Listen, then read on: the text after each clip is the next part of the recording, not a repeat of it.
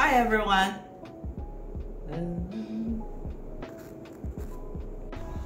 Hi everyone, welcome back to Young Artist Spotlight with Woven Cultures. Today we're actually on set with our latest artist. Her name is Futong Kang and she's originally from Beijing, China. She is an artist, so let's go meet Futong now. Hi Futong, how are you? Hi, and I'm good. How are you? Good. Can you tell us a little bit more about yourself? Sure, I love to. And I am Futong Kang, and I'm originally from Beijing, China. I am an artist, and I've been teaching art for about 6 years already, both in China and in Canada. How would you describe your own artwork? I would say my artworks are more related to nature and my daily life.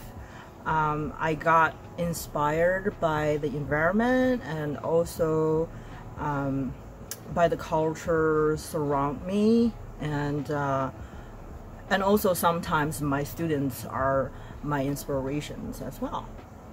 So today we're in your house, socially distanced, and we're also looking at your paintings and stuff. Can you tell us about some of your favorite sketches or paintings? Yes, I'm currently developing a theme work called Linescape. Quote unquote similar like a landscape, but made by lines only, and it's kind of like a manga style. And because I influenced by Japanese manga, I've watched tons of them while I was a little kid, and so in my mind I just wanted to examine the nature and then transfer them into a black and white scenery, and that was the original idea. And well, I am a nature seeker, so during the winter time, and I went to hiking with some of my friends, and I got really into it, and so I've taken a lot of pictures of myself, and then I use those pictures and to create my theme artworks. Now I created like 5 or 6 pieces of New Brunswick sceneries. So far I've trying to develop more and more different really like landmarks sceneries of New Brunswick first, and then moving forward to other provinces as well. So you're originally from Beijing, and so how does your cultural heritage affect the way that you do your art? To be honest, as I came here when I was 26, and at that time I didn't really think about my heritage, my culture, despite the fact that I might have a lot already. Like it's just that I didn't aware of that. And also as a young artist at that point, I wasn't really confident to create something like really cultural and really focus on my heritage. But then while I was studying education here in Canada, and I am fully aware of the multicultural cultural environment. And then one day I asked myself, why can't I dig into my heritage and really kind of like combine with the multicultural environment and to do something even bigger than my own culture. So then I started to try out different kinds of painting style, and I've tried oil painting, acrylic painting, watercolors, even drawing and like charcoal drawing and all kinds of materials, and just to see if there's something that can spark on paper or on canvas, and that can represent multicultural and also my heritage as well. Then I like one time I was at a music festival. I think that time was in the middle of New Brunswick, and that was the first time I went to a music festival, and it was a mind opening moment for me. And I did a live painting during the event, and a lot of which is a Buddha, like I painted the Buddha, and there are so many people came to me and gave me a lot of compliments and asked me about what's the culture behind it. And I feel that was a really incredible time to share about my heritage, share about culture, and also knowing about their culture as well, and ask about what do they think about Buddha or about other religions. And that's a really like open conversation we had during a music event, and it's just phenomenal. It's something that I never would expected. So you in a way you sparked conversation with your art. Yes, and it's something, definitely something new.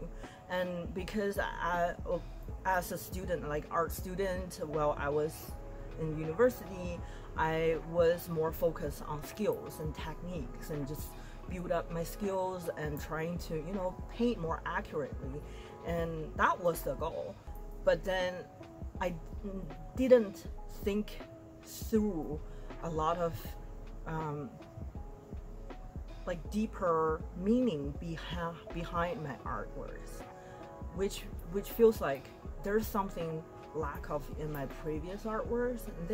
I could say they're pretty and people can call me painter, but never address me as an artist. I think that there's a reason for that.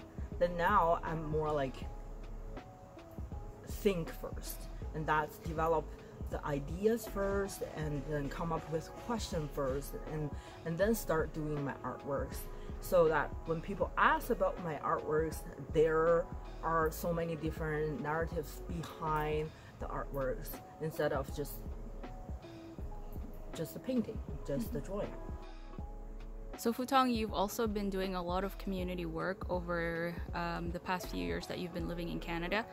Can you tell us some of the examples of things that you have brought art into your community work? Of course. Community involvement or engagement is something that was new to me when I first came to Canada. Because, you know, like back then in China, people are everywhere, and it could be really easy to involve in the community, but also like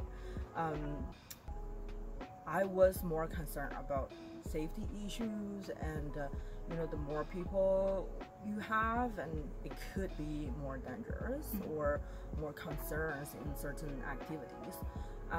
So when I came here, it's like, should I get involved in community events, which are really popular?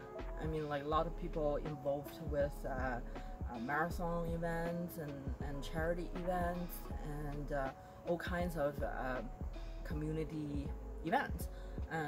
But to me, it's like a little bit overwhelming.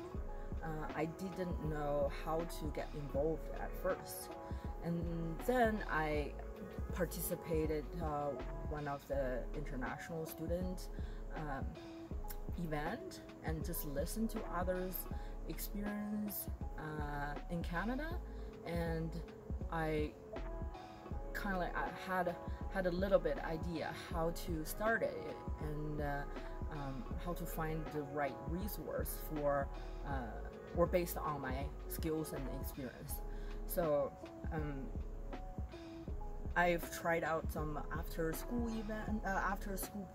project to help students to finish their homeworks, and I've been to some charity events. Also, like I did live painting during the charity events and to raise funds for some programs. And I do feel I've gained so much through those events, and I never was a public speaker, and I even tried that at an event. So it took a lot of courage for me to do so, and I kind of enjoy that because I've never tried, so I couldn't tell if I like it or not. And after the events, I just, I feel like I've accomplished something. You are going to connect with more people, especially for newcomers or international students. You need to build your own community here, and you need to take initiatives to reach out people, because it could be some of the reason that I think locals are hesitant to reach out. It's because they don't want to offend you, because they don't know a lot about your culture. They probably hesitate or feel intimidated by saying something inappropriate, but actually they all have a kind heart. It's just waiting for the right moment to reach out. So why not, as a newcomer, we take the first step and to try to know more about Canadian culture, and so that we can build even stronger community together. There's one thing I want young artists and take away from my story would be don't be afraid and take one foot in the door first, and know more or connect with more artists and learn from them, and ask if you have any question. Don't be hesitant to reach out, just ask, and build relationship with new people or people who are interested in art, and to listen to their opinions, and keep asking questions, and that's how you get started. So where can we find your work? I only put my works on Instagram and a Facebook page for now.